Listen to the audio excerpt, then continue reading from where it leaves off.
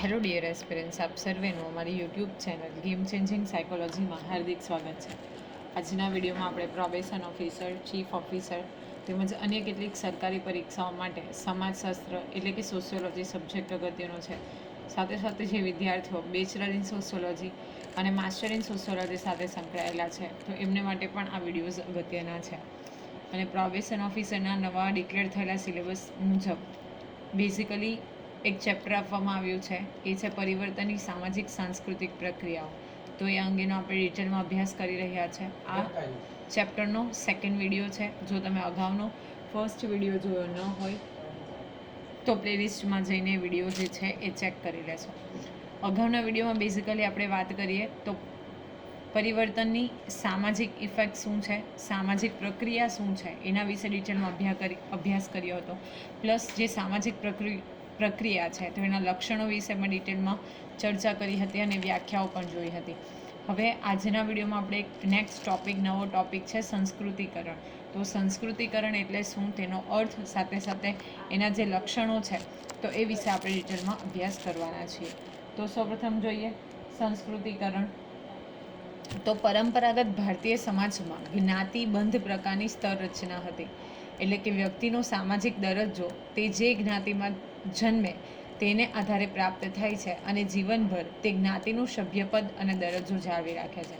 આપણે અગાઉ પણ વિડીયોઝમાં ચર્ચા કરી હતી કે જો પરંપરાગત એટલે કે ટ્રેડિશનલ ઇન્ડિયન સોસાયટીની વાત કરીએ તો આપણી પાસે એક સામાજિક દરજ્જો જે છે એક પ્રાપ્ય દરજ્જો છે અને એક છે અર્પિત દરજ્જો. તો બેઝિકલી આપણે વ્યક્તિ તરીકે જે કોઈ સામાજિક જ્ઞાતિની અંદર જન્મ થાય છે તો એને આધારે જે દરજ્જો પ્રાપ્ત થાય છે, જે સ્ટેટસ મળે છે, એ જીવનભર તે જ્ઞાતિનું સભ્યપદ મળે છે અને આપણે એ દરજ્જો જાળવી રાખીએ છીએ. જ્યારે વર્ગ વ્યવસ્થામાં વ્યક્તિ તેના જીવનકાળ દરમિયાન શિક્ષણ, તાલીમ કે અન્ય કોઈ રીતે દરજ્જો બદલી શકે છે. તો બેઝિકલી આપણે વાત કરીએ સામાજિક દરજ્જાની તો એને જીવનભર એ જે તે જ્ઞાતિમાં જે એનો જન્મ થયો છે તો એનું પદ અને દરજ્જો એ જાળવી રાખે છે. પરંતુ જ્યારે આપણે વર્ગ વ્યવસ્થાની વાત કરીએ ઓકે, તો એમાં શિક્ષણ છે, તાલીમ છે એટલે કે એજ્યુકેશન છે, ટ્રેનિંગ છે, તો એને આધારે એ વ્યક્તિ જે છે એ દરજ્જો બદલી શકે છે. ટૂંકમાં જ્ઞાતિ વ્યવસ્થામાં દરજ્જા વિશે એક પરિવર્તન શક્ય નથી તેવું સમાજશાસ્ત્રીઓ માનતા હતા. પરંતુ ભારતના જાણીતા સમાજશાસ્ત્રી પ્રોફેસર M.N. શ્રીનિવાસે પોતાના અભ્યાસ દ્વારા જણાવ્યું કે જ્ઞાતિ જેવી પ્રમાણમાં બંધ પ્રકારની સ્તર રચનામાં પરિવર્તન શક્ય છે. અને આ સંદર્ભમાં તેમણે સંસ્કૃતિકરણ જેવી સાંસ્કૃતિક પ્રક્રિયાનો ખ્યાલ આપ્યો છે. તો બેઝિકલી જો આપણે ભારતીય સમાજશાસ્ત્રીઓની વાત કરીએ તો એ લોકોની એક એવું સ્ટડી કર્યું હતું કે જો જ્ઞાતિ વ્યવસ્થાને આપણે વાત કરીએ તો એમાં દરજ્જા વિષયક જે પરિવર્તન છે એ શક્ય નથી. પરંતુ ભારતના એક જાણીતા સમાજશાસ્ત્રી જેમનું નામ છે પ્રોફેસર M.N. શ્રીનિવાસ, એ પોતે ડિટેલમાં અભ્યાસ કરે છે અને એ સૂચવે છે કે જ્ઞાતિ જેવી પણ જે બંધ પ્રકારની સ્તર રચનાઓ છે એમાં પરિવર્તન શક્ય છે. અને એ આધારે એ પ્રોફેસર M.N. શ્રીનિવાસ જે છે એ સંસ્કૃતિકરણનો કોન્સેપ્ટ આપે છે. સંસ્કૃતિકરણ એ પરિવર્તનનો આંતરિક સ્ત્રોત છે. સંસ્કૃતિકરણ એ ભારતીય સમાજમાં સામાજિક પરિવર્તન લાવવામાં અગત્યનો ભાગ ભજવ્યો છે. તો આ લાઈન અગત્યની છે કે સંસ્કૃતિકરણ જે છે એ પરિવર્તનનો કેવો સ્ત્રોત છે, તો સંસ્કૃતિકરણ એ પરિવર્તનનો આંતરિક સ્ત્રોત છે. સંસ્કૃતિકરણ એક એવી સામાજિક અને સાંસ્કૃતિક પ્રક્રિયા છે જે ભારતના જુદા જુદા ભાગમાં વસતા હિન્દુઓમાં વ્યાપક પ્રમાણમાં જોવા મળે છે. આ ઉપરાંત આદિવાસી સમૂહોમાં પણ શક્ય રીતે ચાલી રહી છે. હવે સંસ્કૃતિકરણની વાત કરીએ તો એક સામાજિક અને સાંસ્કૃતિક પ્રક્રિયા છે જે દરેક ભારતના દરેક ભાગમાં વસતા હિન્દુઓ છે તો હિન્દુઓમાં એ વ્યાપક રૂપમાં જોવા મળે છે. અને એટલું જ નહીં, પરંતુ જે આદિવાસી સમૂહો છે ઓકે, જે બેકવર્ડ કમ્યુનિટીઝ છે તો એમાં પણ સંસ્કૃતિકરણની જે પ્રોસેસ છે એ પ્રોસેસ ચાલી રહી છે. એ પ્રોસેસ આપણે જોઈ શકીએ છીએ. હવે આપણે જોઈએ સંસ્કૃતિકરણનો અર્થ. તો મિનિંગ ઓફ સિવિલાઇઝેશન. તો સંસ્કૃતિકરણનો અર્થ શું છે એ વિશેની માહિતી મેળવીએ. સંસ્કૃતિકરણની પ્રક્રિયા અતિ પ્રાચીન હોવા છતાં સંસ્કૃતિકરણ શબ્દ અને ખ્યાલ સૌપ્રથમ પ્રોફેસર M.N. શ્રીનિવાસે આપ્યો છે. તો અગત્યનું છે કે પ્રક્રિયા જે છે ખૂબ જ એન્શિયન્ટ છે, ખૂબ પ્રાચીન છે, છતાં પણ આ સંસ્કૃતિકરણ શબ્દ અને એનો જે ખ્યાલ છે એ કોણે આપ્યો છે, તો ખ્યાલ સૌપ્રથમ એમ.એન. શ્રીનિવાસે આપ્યો છે. અગેન ઇમ્પોર્ટન્ટ છે કે કયા બુકમાં, તો તેમણે religion and society among the Coorg નામના જ્ઞાતિના પરિવર્તનને સમજાવવા માટે બ્રાહ્મણીકરણ શબ્દ પ્રયોજ્યો હતો. તો આ પણ યાદ રાખવાનું છે કે જે જ્ઞાતિનું પરિવર્તન છે એને સમજાવવા માટે એમણે બ્રાહ્મણીકરણ શબ્દનો ઉપયોગ એમના કયા પુસ્તકમાં કર્યો હતો? Religion and society among the Coorg. એ પછી ડેવિડ પોકોક અને અન્ય માનવશાસ્ત્રીઓએ કહ્યું કે નિમ્ન જ્ઞાતિ માટે બ્રાહ્મણ સિવાય અન્ય જ્ઞાતિ મોડેલ બને છે. તેથી શ્રીનિવાસે બ્રાહ્મણીકરણને બદલે સંસ્કૃતિકરણ શબ્દનો ઉપયોગ કર્યો. ઓકે, તો સૌપ્રથમ એમ.એન. શ્રીનિવાસ છે બ્રાહ્મણીકરણ શબ્દ પ્રયોજે છે. એના પછી ડેવિડ પોકોક છે અને અન્ય માનવશાસ્ત્રીઓ છે એમનું કહેવું એવું હતું કે બ્રાહ્મણ સિવાય પણ અન્ય જ્ઞાતિઓના મોડેલ્સ બનાવી શકાય છે અલગ અલગ જ્ઞાતિ વાઇઝ. એટલા માટે જે શબ્દ આપવામાં આવ્યો હતો બ્રાહ્મીકરણ, એને બદલે ફરીથી એક સંસ્કૃતિકરણ શબ્દનો ઉપયોગ થાય છે. ઓકે, એટલે જ્યારે આપણે વાત કરીએ એમ.એન. શ્રીનિવાસની, તો એમણે એવું કીધું કે ફક્ત બ્રાહ્મણ કમ્યુનિટીના આધારે બ્રાહ્મણીકરણ.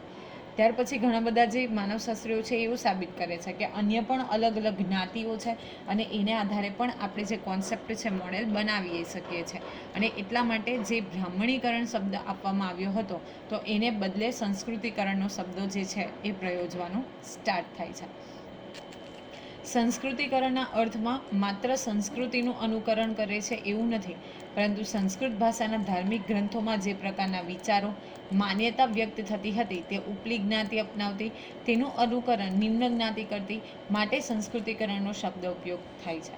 ઓકે, તો સંસ્કૃતિકરણમાં ફક્ત સંસ્કૃતિનું અનુકરણ થાય એવું જરૂરી નથી, પરંતુ સંસ્કૃત ભાષાના જે કોઈ ધાર્મિક ગ્રંથો છે, ઓકે, એમાં દર્શાવેલા વિચારો છે, માન્યતાઓ જે ઊભી થતી હતી, તો એને આધારે સૌથી પ્રથમ જે ધાર્મિક ગ્રંથોને આધારે વિચારો છે, માન્યતા છે, ટ્રેડિશન છે, એ સૌપ્રથમ ઉપલી જ્ઞાતિ એટલે કે ઉચ્ચ જ્ઞાતિના લોકો અપનાવતા હતા અને તેનું અનુકરણ પછીથી કોના દ્વારા કરવામાં આવતું હતું? તો નિમ્ન જ્ઞાતિ દ્વારા કરવામાં આવતું હતું. અને એટલા માટે સંસ્કૃતિકરણ શબ્દનો ઉપયોગ કરાયો છે.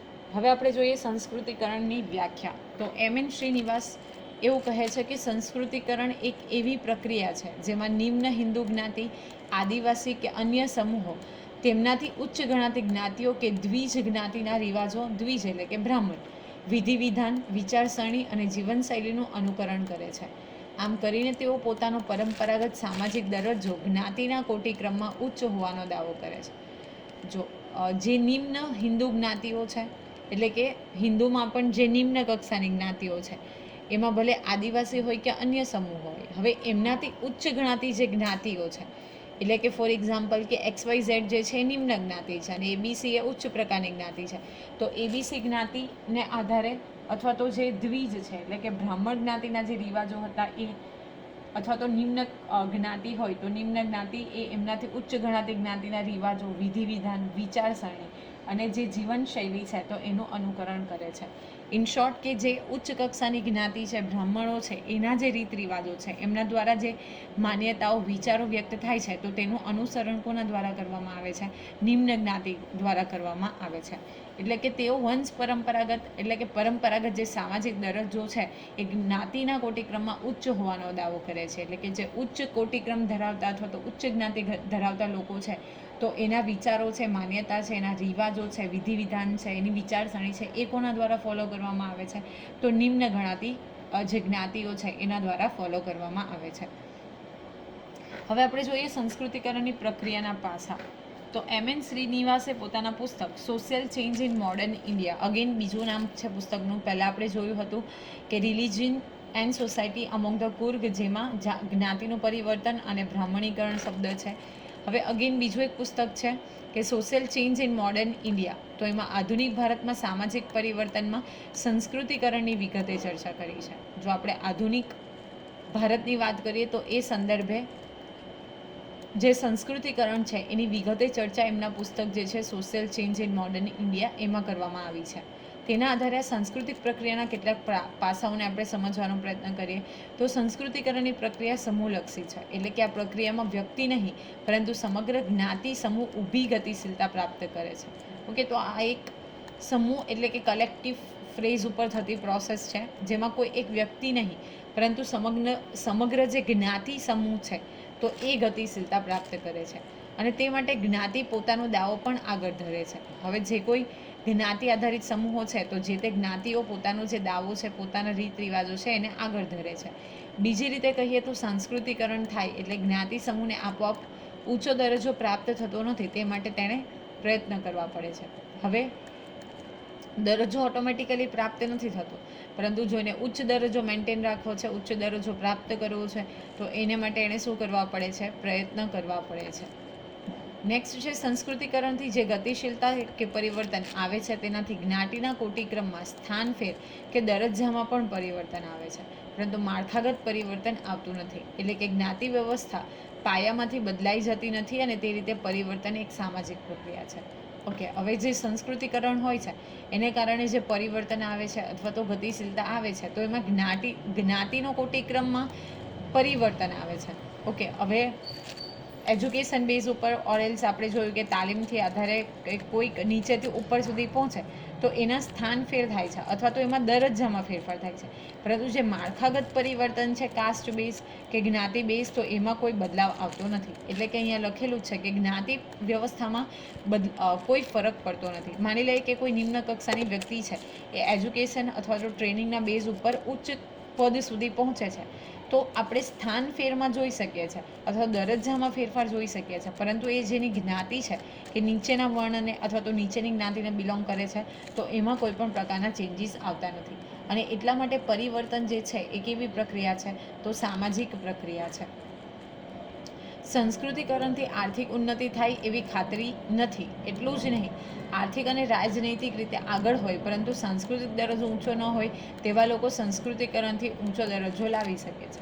જો હવે આર્થિક અને રાજનૈતિક રીતે કોઈક વ્યક્તિ જે છે એ આગળ છે, પરંતુ એનો જે સાંસ્કૃતિક દરજ્જો છે એ નીચો છે, તો પણ સંસ્કૃતિકરણથી ઊંચો દરજ્જો પ્રાપ્ત થઈ શકે છે. સંસ્કૃતિકરણના ખ્યાલમાં સ્થાનિક પ્રભાવી જ્ઞાતિની મુખ્ય ભૂમિકા મહત્વની છે. એ બેઝિકલી આપણે અગાઉ ડિસ્કશન કરીશું. તો કે જે સ્થાનિક પ્રભાવી જ્ઞાતિ છે, માની લઈએ કે કોઈ એક એરિયા છે જેમાં ફોર એક્ઝામ્પલ બ્રાહ્મણોની જે વર્ચસ્વ છે એ વધારે છે, પ્રભાવી જ્ઞાતિ છે, તો એમની જે ભૂમિકા છે રૂલ્સ રેગ્યુલેશન્સ માટે, રીતિ રિવાજો માટે, ઓકે, પ્રોસેસ માટે, તો એમની જે ભૂમિકા જે છે એ અગત્યની હોય છે. સંસ્કૃતિકરણની પ્રક્રિયા માત્ર હિન્દુ જ્ઞાતિઓમાં જોવા મળે છે તેવું નથી. ઉપલી જ્ઞાતિઓનું અનુસરણ કરી અને આદિવાસી સમૂહો પણ જ્ઞાતિનો દરજ્જો મેળવવાનો દાવો કરે છે. પશ્ચિમ ભારતમાં ભીલ અને મધ્ય ભારતમાં ગોંડ, હો, ઉરાવ તેના ઉદાહરણો છે. હવે એવું જરૂરી નથી કે ફક્ત ને ફક્ત ઉપલી જ્ઞાતિઓનું અનુકરણ થાય છે અથવા તો એમનામાં જ બેઝિકલી આપણે સંસ્કૃતિકરણની પ્રક્રિયા જોઈ શકીએ છીએ. ઓકે, જે નીચેની જ્ઞાતિઓ છે એટલે કે નીચી જ્ઞાતિઓ છે, ફોર એક્ઝામ્પલ પશ્ચિમ ભારતની આપણે વાત કરીએ તો ભીલ કમ્યુનિટી છે. ઓકે, મધ્ય ભારતની વાત કરીએ તો ગોંડ છે, હો છે, ઉરાવ જે છે એ પણ બેઝિકલી શું છે? તો એના ઉદાહરણ છે કે ઉપલી જ્ઞાતિઓને આધારે એ લોકો અનુકરણ કરીને શું કરે છે? શીખે છે. આ સંદર્ભમાં સંસ્કૃતિકરણ સમૂહો અને સમુદાયો માટે ઊભી ગતિશીલતાની તેમજ પરિવર્તનની સાંસ્કૃતિક પ્રક્રિયા છે. તો ઉચ્ચ જે કોટી છે અથવા તો ઉચ્ચ જ્ઞાતિઓ છે એનું અનુકરણ કરી અને બાકીની જે નિમ્ન જ્ઞાતિઓ છે તો એમાંથી શીખે છે, તો એ પ્રમાણે એ આપણે એવું કહી શકીએ કે સાંસ્કૃતિક પ્રક્રિયા છે. સંસ્કૃતિકરણની પ્રક્રિયા દરમિયાન સંઘર્ષ અને વિરોધ પણ જોવા મળે છે. શ્રીનિવાસ જણાવે છે કે એવા ઉદાહરણ બને છે કે જ્યારે અનુકરણ કરતી જ્ઞાતિઓમાં આવેલા પરિવર્તનો ઉપલી જ્ઞાતિઓ વિરોધ કરે છે અને સાથે સાથે નિમ્ન જ્ઞાતિના દાવાઓનો અસ્વીકાર કરે છે. આમ કરવા જતાં જ્ઞાતિઓ વચ્ચે સંઘર્ષ પણ જોવા મળે છે. ઓકે, હવે ઘણી વખત એવું બને કે કોઈક ઉપલી જ્ઞાતિઓ છે તો એના જે રીત રિવાજો છે અથવા એની માન્યતાઓ છે, જો એનો સ્વીકાર નીચલી જ્ઞાતિ દ્વારા કરવામાં આવે તો બેઝિકલી શું કરે છે કે જે નિમ્ન જ્ઞાતિ એના આધારે કોઈ દાવાઓ કરે છે તો એનો જે ઉપલી જ્ઞાતિના લોકો છે એ અસ્વીકાર કરે છે અને એને કારણે જ્ઞાતિઓની વચ્ચે પણ આપણે સંઘર્ષ જે છે એ જોઈ શકીએ છીએ. કેટલીક નિમ્ન જ્ઞાતિઓ ઉપલી જ્ઞાતિનું નામ કે અટક સ્વીકારી ઉચ્ચ સ્થાન માટે દાવો કરે છે. આ માટે 1931ની સેન્સસમાં પોતાની જ્ઞાતિની નોંધણી ઉચ્ચ જ્ઞાતિના નામે કરાવી હતી અને આ પ્રક્રિયાને પણ શ્રીનિવાસ સંસ્કૃતિકરણ કહે છે. હવે કેટલીક નિમ્ન જ્ઞાતિઓ છે એ ઉપલી જ્ઞાતિના જે નામ છે અથવા તો અટક છે એને સ્વીકારી લે છે અને એવો જે કેસ છે આપણે અહીંયા ભારતમાં 1931ની જ્યારે સેન્સસ એટલે કે પોપ્યુલેશન કાઉન્ટિંગ કરવામાં આવી તો એમાં બન્યું હતું કે જ્ઞાતિની નોંધણી જે છે એ ઉચ્ચ જ્ઞાતિના નામે કરાવે છે. હવે ફોર એક્ઝામ્પલ કે કોઈ કમ્યુનિટી છે તો એ નીચ કક્ષામાં આવે છે અથવા તો નિમ્ન વર્ગમાં આવે છે, પરંતુ એ પોતે જે ઉપરના ગણાતા જે ક્રમ છે, વર્ગ છે, એની કોઈક અટક અથવા તો નામ સ્વીકારી લે તો એવી વસ્તુને પણ શ્રીનિવાસ જે છે એ સંસ્કૃતિકરણ તરીકે ઓળખાવે છે. અગેન ઇમ્પોર્ટન્ટ છે, સંસ્કૃતિકરણની પ્રક્રિયા દ્વિમાર્ગી છે. ઓકે, બંને માર્ગે ચાલતી પ્રક્રિયા છે. એટલે કે એક તરફ નિમ્ન જ્ઞાતિઓને તેનાથી ઉચ્ચ ગણાતી જ્ઞાતિનો દરજ્જો અપનાવી ગતિશીલતા સર્જે છે, પરંતુ બીજી તરફ આમ કરવા જતાં પોતાની જ્ઞાતિની કેટલીક સારી બાબતોનો પણ તે ત્યાગ કરે છે. શું છે કે જે નિમ્ન જ્ઞાતિઓ છે એનાથી ઉચ્ચ ગણાતી જ્ઞાતિનો દરજ્જો અપનાવે છે, પરંતુ એવું કરવા માટે જે પોતાની જ્ઞાતિની કેટલીક સારી બાબતો છે તો એને ત્યાગ કરવો પડે છે. ઓકે, એટલે કંઈક ઉપરની જ્ઞાતિમાંથી કંઈક એક્સેપ્ટ કરવું છે અથવા તો કંઈક વસ્તુનું સ્વીકારે છે, તો એમની જ્ઞાતિ કે જે પોતે નિમ્ન જ્ઞાતિઓ છે પરંતુ એમાં કોઈક સારી મેટર હોય, ઓકે, તો એ શું થાય છે, છૂટી જાય છે, એનો ત્યાગ કરવો પડે છે. સંસ્કૃતિકરણની પ્રક્રિયાને પ્રભાવી જ્ઞાતિ વિશે હવે આપણે ચર્ચા કરીએ તો સંસ્કૃતિકરણના ખ્યાલમાં સ્થાનિક પ્રભાવી જ્ઞાતિની ભૂમિકા મહત્વની છે. તો જે સ્થાનિક વિસ્તારમાં જે પ્રભાવી જ્ઞાતિ છે એટલે કે જેનું વર્ચસ્વ છે તો એ જ્ઞાતિની ભૂમિકા મહત્વની છે. જીવનશૈલીનું અનુકરણ કરવામાં બ્રાહ્મણો ઉપરાંત અન્ય જ્ઞાતિઓને પણ અનુસરવામાં આવે છે, જેની સ્પષ્ટતા કરવા માટે શ્રીનિવાસે 1955માં the social system of Mysore વિલેજમાં સૌપ્રથમ પ્રભાવી જ્ઞાતિનો ખ્યાલ લાગુ કર્યો. તો આ પણ અગત્યનું છે. The social system of Mysore વિલેજમાં સૌપ્રથમ પ્રભાવી જ્ઞાતિનો જે ખ્યાલ છે એ લાગુ કરે છે. તેના માટે પ્રભાવી જ્ઞાતિ ગ્રામીણ સામાજિક જીવનને સમજવા તેમજ સંસ્કૃતિકરણની પેટર્ન જોવામાં ઉપયોગી છે. જ્ઞાતિને પ્રભાવી માનવા માટે શ્રીનિવાસે કેટલાક માપદંડોની રજૂઆત કરી. તો કયા કયા માપદંડો, તો એની આપણે ચર્ચા કરીએ તો સ્થાનિક વિસ્તારની નોંધપાત્ર જમીન માલિકી એ જ્ઞાતિ પાસે હોવી આવશ્યક છે. તો આ પણ અગત્યનું છે કે સ્થાનિક વિસ્તારની જે નોંધપાત્ર જમીન માલિકી છે એ પોતાની જ્ઞાતિ પાસે હોવી આવશ્યક છે. સંખ્યાની દ્રષ્ટિએ વિસ્તારમાં નોંધપાત્ર વસ્તી હોવી જોઈએ, એટલે કે જે તે વિસ્તારમાં એ જે વસ્તી છે તો એની સંખ્યા પણ વધુ હોવી જોઈએ. ઉચ્ચ પારંપરિક દરજ્જો ઉપરાંત શિક્ષણનું પ્રમાણ, વહીવટી તંત્રમાં નોકરીઓ, આવકના શહેરી સ્ત્રોત પણ કેટલીક જ્ઞાતિઓને ગ્રામ વિસ્તારમાં સત્તા પ્રતિષ્ઠા અપાવી પ્રભાવી બનાવે છે. આ માપદંડોને આધારે જોઈએ તો ગુજરાતમાં સ્થાનિક રીતે કેટલાક વિસ્તારોમાં ક્ષત્રિય અને પાટીદારો પ્રભાવી જ્ઞાતિનો દરજ્જો ધરાવે છે. પ્લસ કે જો ઊંચો પારંપરિક દરજ્જો મેળવવો છે તો શિક્ષણનું પ્રમાણ એટલે કે એજ્યુકેશન લેવલ, વહીવટી તંત્રમાં જે નોકરીઓ કોઈ કરતા હોય તો એ આવક શહેરી વિસ્તારોમાંથી મળતી હોય, ઓકે, શહેરી વિસ્તારમાં નોકરી કરતા હોય તો એને આધારે પણ ગ્રામ્ય વિસ્તારોમાં એમની સત્તાને પ્રતિષ્ઠા વધારે હોય છે. તો અહીંયા ગુજરાતનું એક્ઝામ્પલ આપેલું છે, જે ક્ષત્રિય છે, પાટીદારો છે, તો એ એમના જ્ઞાતિ આધારિત પ્રભાવી દરજ્જો ધરાવે છે. પ્લસ કે કોઈક નેટિવમાં રહેતા હોય એટલે કે વિલેજમાં રહેતા હોય, ત્યાંથી શિફ્ટ થઈને સિટીમાં આવે, પછી ત્યાં સિટીમાં ઘણી બધી નામનાઓ કરે કે ઘણી સારું અર્નિંગ કરતા હોય, તો જે તે એમના નેટિવ હોય તો ત્યાં એમની જે જ્ઞાતિ જે છે અથવા તો એ વ્યક્તિ છે એનું વર્ચસ્વ અને દરજ્જો વધારે હોય છે. હવે આપણે જોઈએ આની કેટલીક સમીક્ષા અને મર્યાદાઓ. તો સંસ્કૃતિકરણના ખ્યાલની અનેક સ્તરો પર ટીકા થઈ છે. જેમ કે સંસ્કૃતિકરણથી કેટલાક લોકો અસમાનતા પર આધારિત સામાજિક રચનામાં પોતાનું સ્થાન સુધારી લે છે, પરંતુ એનાથી સમાજમાં પ્રસરેલી અસમાનતા કે ભેદભાવ નાબૂદ થતો નથી, તે નોંધવું રહ્યું. હવે ઘણી બધી વખતે એવું બને છે કે પોતાનું સ્થાન સુધારી લે છે સામાજિક રચના તંત્રમાં, પરંતુ જે અસમાનતા કે ભેદભાવ રહેલો છે તો એને નાબૂદ કરી શકાતો નથી. ફોર એક્ઝામ્પલ કે કોઈ નિમ્ન જ્ઞાતિ છે એ ઉચ્ચ જ્ઞાતિની અટક સ્વીકારે છે, નામ સ્વીકારે છે, અથવા તો એના જે રીત રિવાજો છે એ સ્વીકારે છે, પણ છતાં પણ સમાજમાં જે જ્ઞાતિ આધારિત અસમાનતા છે અથવા તો ભેદભાવ થાય છે તો એને આપણે નાબૂદ કરી શકતા નથી. ઉચ્ચ જ્ઞાતિની જીવનશૈલી ઊંચી હોય છે અને નિમ્ન જ્ઞાતિની નિમ્ન હોય એવું સાબિત થાય છે. એટલું જ નહીં, ઉચ્ચ જ્ઞાતિના લોકોની જીવનશૈલી ઇચ્છનીય અને અનુકરણીય છે તેવું દર્શાવે છે. ઓકે, હવે જે ઉચ્ચ જ્ઞાતિ છે એની જીવનશૈલી ઊંચી છે અને નિમ્ન જ્ઞાતિ છે એનું નિમ્ન છે એવું સાબિત થાય છે. એટલે ઉચ્ચ જ્ઞાતિના લોકોની જીવનશૈલી અનુકરણીય છે એવું દર્શાવે છે અને નિમ્ન જ્ઞાતિ જે છે એ એને સાથે મેચ કરવા માટેનો પ્રયત્ન કરે છે. સંસ્કૃતિકરણથી મહિલાઓનો દરજ્જોમાં નોંધપાત્ર પરિવર્તન આવ્યું નથી. તો જ્યારે આપણે એવું માનતા હોય કે રીત રિવાજો કે સ્ટેટસમાં પરિવર્તન આવે, પરંતુ જે મહિલાઓનો દરજ્જો છે, ઓકે, જે ફિમેલ સ્ટેટસ છે, તો એમાં કોઈ પ્રકારનું નોંધપાત્ર પરિવર્તન આવ્યું નથી. તો આશા રાખું છું કે સંસ્કૃતિકરણ વિશે આપણે જે વાત કરી, સંસ્કૃતિકરણનો કોન્સેપ્ટ, એનો અર્થ, સાથે સાથે વ્યાખ્યા, તો અહીં તમારે 2 પુસ્તકો યાદ રાખવાના છે કે સૌપ્રથમ સંસ્કૃતિકરણ શબ્દનો પ્રયોગ જે છે એ MN શ્રીનિવાસે કર્યો હતો, એનું પુસ્તક religion and society among the Coorg. પછી ડેવિડ પોકોક અને અન્ય માનવશાસ્ત્રીઓ કહે છે કે બ્રાહ્મણ સિવાય પણ અન્ય જ્ઞાતિ મોડેલ બને છે, એટલા માટે બ્રાહ્મણીકરણને બદલે સંસ્કૃતિકરણ શબ્દ અસ્તિત્વમાં આવે છે. પછી આપણે વ્યાખ્યા જોઈ, સંસ્કૃતિકરણ પ્રક્રિયાના પાસા જોયા, અને સાથે સાથે કેટલીક સમીક્ષા અને મર્યાદા અને પ્રભાવી જ્ઞાતિની પ્રક્રિયા અને સંસ્કૃતિકરણ પ્રક્રિયા વિશે પણ અભ્યાસ કર્યો. આશા રાખું છું કે આ વિડીયોમાં તમને સમજ પડી હશે. વિડીયો પસંદ પડે તો વિડીયોને લાઇક કરી અને શેર કરવાનું ભૂલશો નહીં. અને આવા જ વધુ વિડીયોની અપડેટ્સ મેળવવા માટે even you can subscribe our YouTube channel game changing psychology. Thank you for watching the video. Have a nice day.